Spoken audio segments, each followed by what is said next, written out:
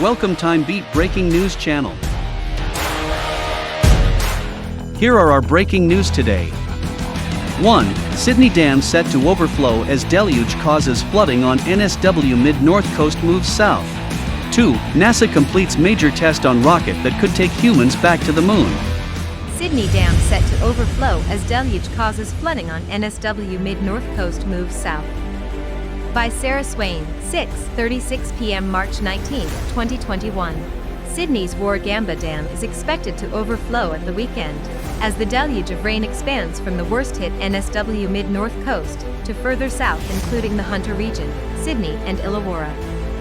Residents in parts of Port Macquarie are being told to evacuate by 8 p.m. as water levels rise. More than 2,000 calls have been made to the SES since yesterday, when parts of the mid-north coast saw almost 300 millimeters of rain. There were also more than 30 flood rescues across the state. A total of 23 rivers and catchments are under various levels of flood warnings, with some residents using kayaks to get around. Sydney will see dangerous rain tomorrow, forecasters say, as the worst conditions continue to be on the NSW mid-north coast. Weather warnings now extend down to the Hunter region, with Sydney and Illawarra due to see the worst later today and tomorrow. Up to 100 millimeters of rain is falling every hour, making conditions very dangerous. But rainfall will tomorrow be substantially heavier and potentially more dangerous as it moves south, Ms. Emilska said. A landslide has closed the rural waterfall way on Dorigo Mountain, north of Terry. Dean Story from the SES said flash flooding and river flooding were the biggest concern.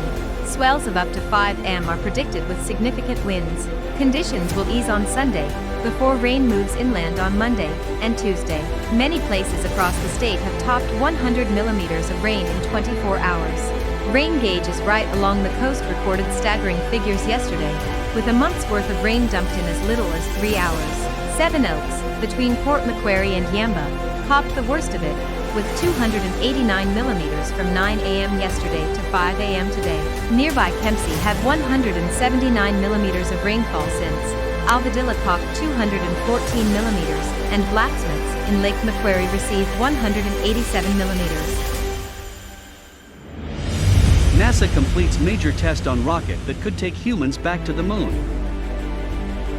Aerospace firms on Thursday credited NASA with a successful test of engines on a Boeing-built rocket for Artemis missions that aim to return U.S. astronauts to the moon by 2024, more than half a century since the last lunar walk.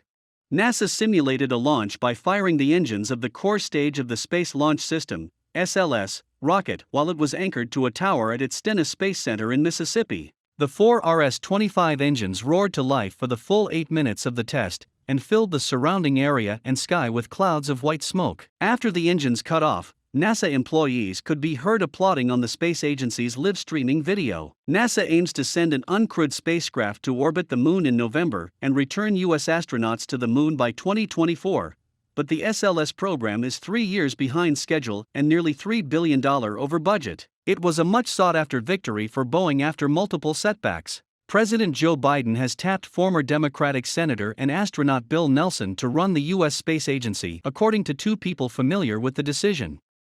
Boeing lost a race for its Starliner crew capsule to be the first to carry astronauts from U.S. soil to the International Space Station in nearly a decade to Elon Musk's SpaceX. Jeff Bezos' Blue Origin is also racing to send its own crewed mission to space for the first time.